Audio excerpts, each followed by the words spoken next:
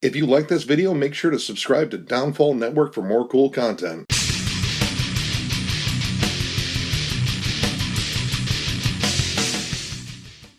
What's up, everyone? Thralls Metal here once again. I'm Necrotic. And I'm Jammin, and we have an album review for you. Another one that came out this week that I thought was particularly interesting was the full-length debut from the band Skeleton with their album Skeleton. This came out on 20 Bucks Spin on the 10th of July. And this band is from Austin, Texas. I believe they formed in 2016. I'm not entirely sure because finding information on this band was a little difficult. But I do know this is their debut full length. They have one other EP.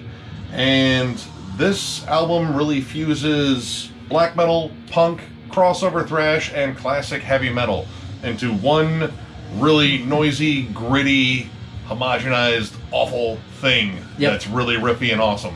And really quick. Very quick. So they cram all those ideas together into a 1.5-minute song. Yeah, 1.5, 2.5 minutes.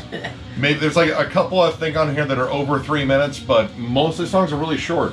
Right from the rip, the opening track Skeleton on the album Skeleton by the band Skeleton, really laboring that point, is pretty much blackened crossover. Like, this band is somewhere like, you know, between like Jammin, Bathory, and Dark Throne. Yep. And especially the punk era of Dark Throne. But kind of mixing that with like Power Trip. And honestly, due to the fact the drummer is also the singer, I would say Autopsy too. The ending riffs in this song too reminded me a lot of Ozzy. Yeah, there are a lot of nods to classic heavy metal on here.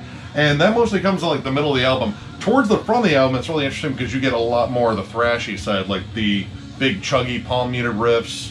And all of this is very like meat and potatoes. About as meat and potatoes as you can get. Very straightforward. And the production really kind of lends itself to that too. I think the drums have a lot to do with it too, because the riff structure overall, again, you could make this pretty much anything music-wise, but the drummer is what keeps it solid and straightforward. It turns a thrashy riff into something just simple.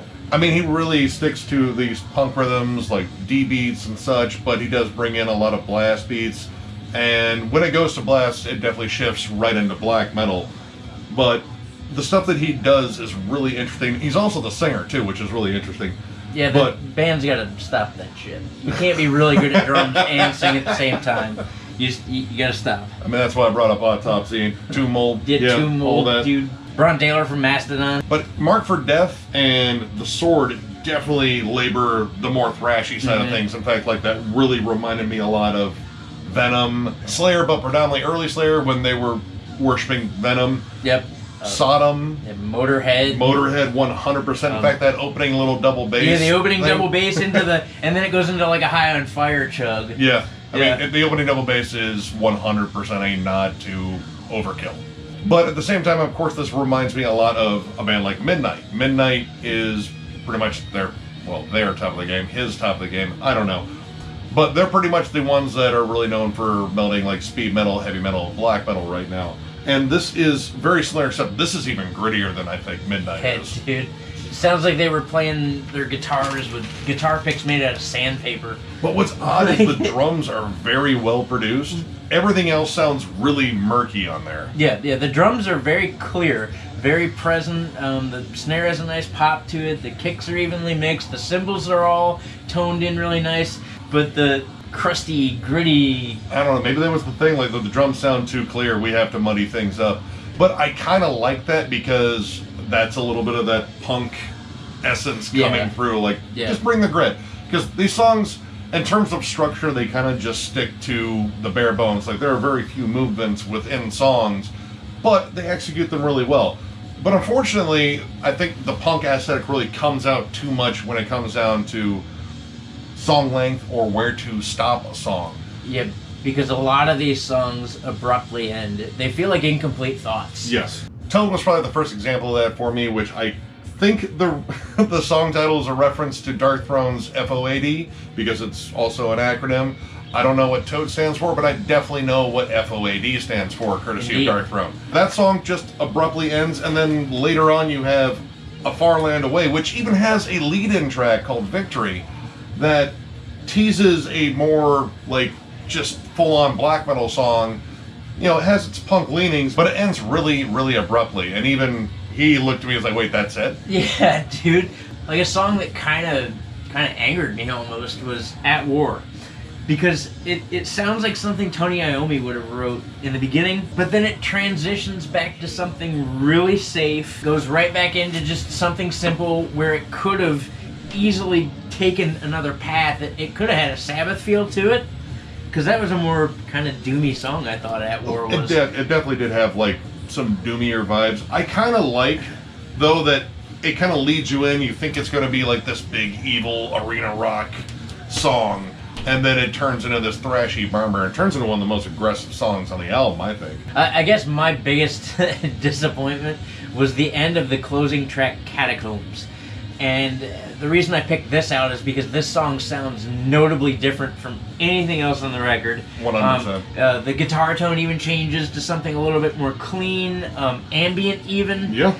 And then it goes into like this full black metal feel. 100%. Tremolo guitars. Atmosphere. Atmosphere. Feels cold, dark, grim, all the appropriate adjectives. Yep, and then it's got this like tasty bass thing. It's just the bass, and it seems like something that would easily flow into an outro. And then it picks back up again into, dark, kind of a dark black metal feel. Catchy. But it stops. It just stops. It just stops. And that they were building to something monumental, in my opinion. Like Catacombs is actually one of the longer songs on the album. I think it is the longest like 4 minutes or something, because all these songs are like a minute and a half, 2 minutes. This is like 4 minutes, and it just had an overall feel of something different. It would have been a strong closer. 100% with you. And I when I was listening to it the first time, I was like, really, that's it? I feel like you got me halfway hard, and then just, I got a headache. It really just, it leaves off at like one of the worst points. Like, I know there are other songs in here that just kind of quit, and you're like, well, I mean, it was a punk track, and sure, there could have been more, but was it super necessary? This, it was necessary. Like, there should have been more to it. It was actually upsetting. I looked at him and I was like, are you fucking kidding me? But I gotta say, like, there are really strong songs in here. Like Taste of Blood, I thought was really cool. I like how they incorporated this cool punk progression, but it's like kind of a black metal, almost black and death metal sort of tremolo to it. Like, just the way it sounds, it's very palm muted and chuggy, but it has a punk progression to it.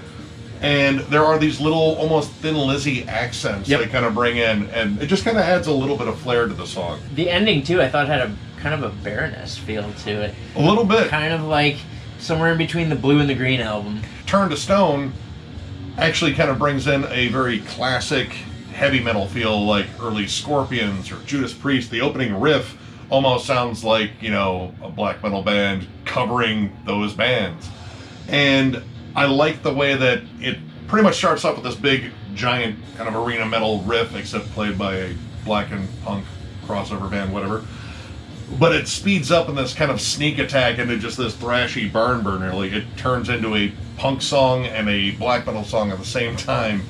But it's also kind of that classic, heavy metal feel. It's a really interesting dynamic. Yeah, it's actually an interesting listen overall. One thing that got me about Turn to Stone is somewhere within the last probably 30 seconds or so, they labor that guitar riff, but they just they strum it on just one chord, and that one chord actually goes for most of the riff. And it's almost like they thought, like, we don't know where to go. Well, it's kind of buried in the mix where there's kind of like a little bit of a lead there, but that's like the only one. That is really the only one. Much like the clean intro on Catacombs, that's the only clean guitar that pops up on here. And everything else is dirty and gritty. And even so, it's clean in the beginning, but that grit, they even bring back the grit in the song. Oh, yeah. It was nice to see another dynamic. Yeah. Yeah. But again, like, this is punk, but it's definitely like a metal mentality, I guess, about punk, but only so far. Like, they don't really like try to structure longer songs. They still want to keep it short, sweet, and violent, much like punk should be. Yeah. But it could just use a few more dynamics here and there, and just, like a proper ending on some songs like Catacombs. When you're going for big and epic, keep going until you find that big point to end off at. Because, I mean, that song is great. Yeah. It's just, you cut it off too soon. And I mean, I had that issue in a couple other tracks, but that was the main one. But overall, I enjoyed this album. This was fun to listen to. Like when they are in that thrashy pocket and then kind of bouncing back and forth between that and black metal, it's tight. It's awesome. And you know, the riffs, granted they are simple, but they are effective. And this keeps that punk energy going throughout. Like you really don't lose out on any energy at really any point. Yeah, really, there's no... Really, if you were going to lose on energy, quote-unquote, it would be at some point during Catacombs where there is a little bit different... Yeah, it's a different feel. Yeah, there's a different feel going on. But yeah, overall, the record never really lost pace from the very rip. From the very first song, it immediately just explodes. Like no intro or anything like that. It just goes right into it, and it goes right out of it. Yep. But yeah, overall, I'm gonna give this 3.5 stars. I enjoyed this. I like the raw energy. I kind of wish for some longer, more structured songs, but when they actually had those short songs that were well structured, they were killer. And honestly, it's kind of a good thing that I wanted more in those songs, because that means I was getting into those songs too. Like, I don't desire a longer, terrible track. I want longer, good tracks, and you guys have good tracks. It's just they need to be longer, maybe end on a different point. But yeah, overall, solid album.